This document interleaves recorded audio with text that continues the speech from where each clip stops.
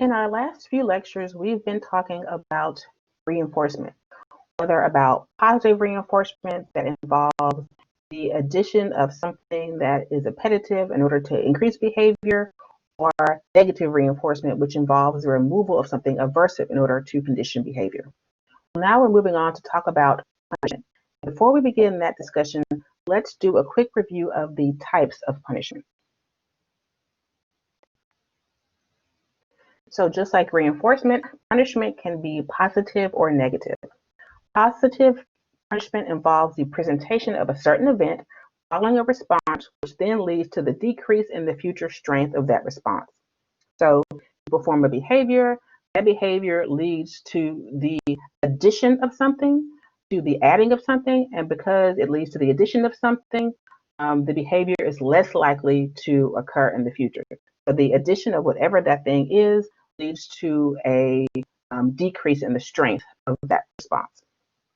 Negative punishment involves the removal of a certain event following a response, which then leads to a decrease in the future strength of that response.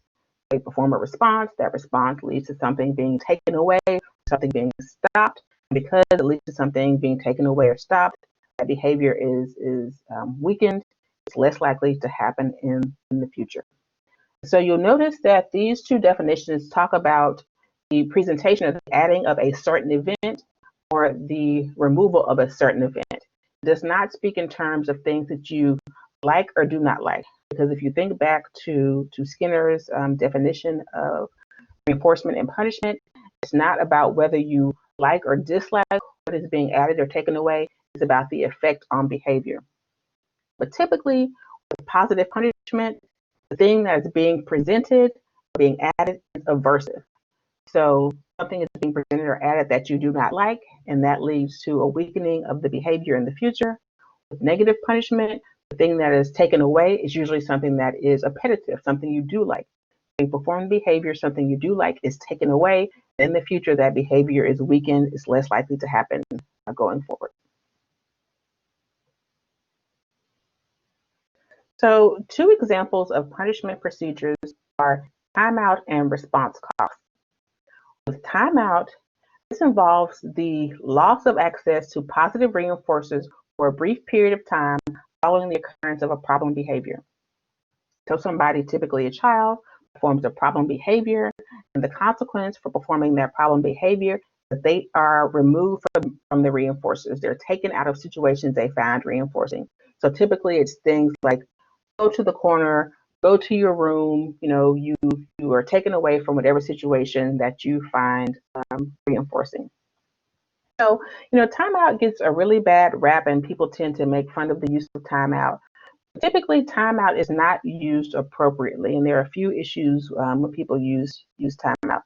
Number one is that oftentimes the timeout location is reinforcing, sometimes even more reinforcing than the situation they're removed from. So sometimes parents will say, timeout, go to your bedroom. Well, if the child's bedroom has tablets and laptops and toys and different things they can engage with, then that's really not timeout because they're not being removed from reinforcers. They're being sent to a situation that's very reinforcing. So that is not how timeout is meant to be used. You're supposed to remove them from things they find reinforcing. The other problem with the use of timeout is typically it's done for too long. So kind of the rule of thumb is 1 minute for each year of age. So if you're putting a 3-year-old in timeout, that should typically be done for about 3 minutes. And the idea is that when the child shows appropriate behavior, you want to put them back in the reinforcing situation. So you punish them by taking them away from reinforcers when they show the inappropriate behavior. You allow them to go back into the reinforcing situation when they show appropriate behavior. But if you're putting a child in timeout for an extended period of time, usually the inappropriate behavior has stopped. They're now behaving appropriately, but they're still in timeout, which means you're now punishing the appropriate behavior. So when you mention that rule, 1 minute for each year of age, it sounds like that's such a short period of time. You really, punish somebody or really, correct inappropriate behavior with just 1 minute of timeout. And so I say yes because I sometimes bring up the example of, I have twins. When I was starting to feed them and feed them together, I would often, move from one to the other, feeding one child and feeding the other child. And so when I would feed my son, my daughter would just yell and scream. So my way of dealing with that was when she would yell and scream, I would totally ignore her. I would continue to feed my son. As soon as she would stop, then I would quickly move to feed her. So while she's yelling and screaming, I turn away from her, I ignore her, I feed my son. As soon as she stops, I feed her. Oftentimes, that was just a few seconds. So that few seconds of removing the reinforcer, which is food, which is attention, I remove that reinforcer for a few seconds, and she stops the behavior, and I reinforce her when she's behaving appropriately. So in that case, they were just a few months old, and those few seconds of quote unquote timeout of removing the reinforcer did in fact correct that behavior. So you don't necessarily need a long period of time to use timeout to correct the behavior. So another example of a punishment procedure used to decrease the behavior is response cost. Here, a specific reinforcer is removed following the occurrence of a problem behavior. So here I like to think about your response, your inappropriate behavior cost you this specific reinforcer. So this could be you skip school, and skipping school cost you going to the dance, or cost you being able to use the car. So here, the problem behavior leads to losing a specific reinforcer.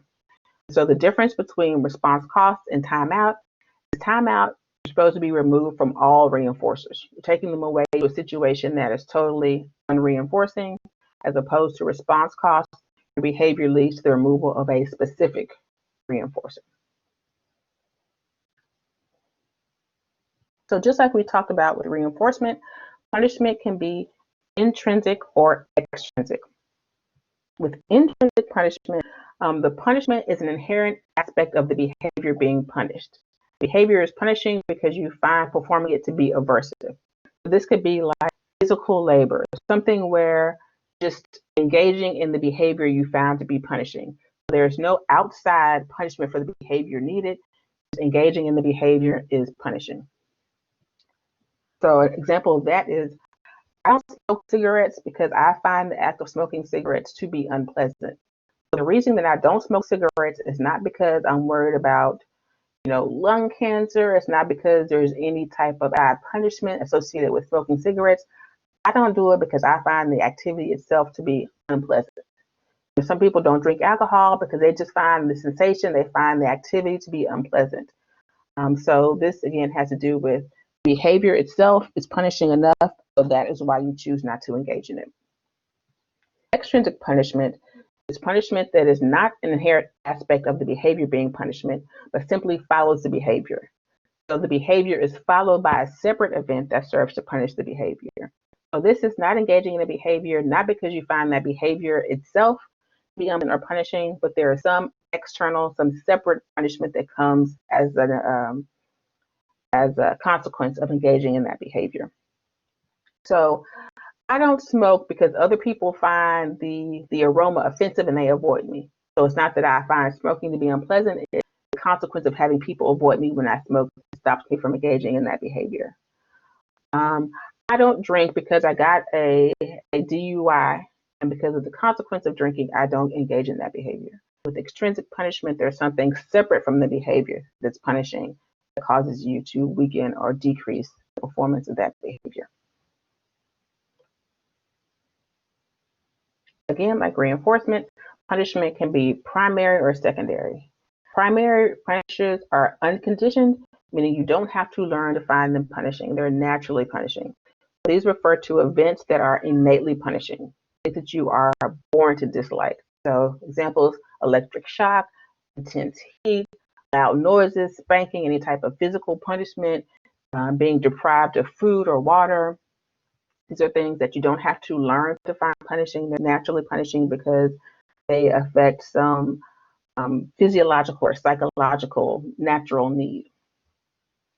Secondary punishers are conditioned punishers, meaning you have to learn to find these things punishing. So these are events that have become punishing because they're associated with some other punisher. So a bad grade. A grade of a D or an F is not in itself a punisher. They're punishing because they're associated with things like if I get bad grades, I'll lose my scholarship, I'll not be able to finish school, and that will lead to a loss of money, which leads to a loss of shelter or food or things that are innately reinforcing. A fine. When you get a fine and you lose money, that is only punishing because you know what money can get you. It can buy you food, it can buy you clothing. You get a fine, you lose those things.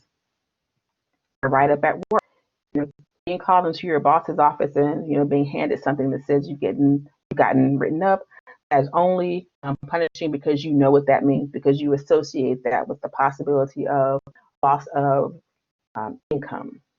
So secondary punishers are learned because they've been associated with something else.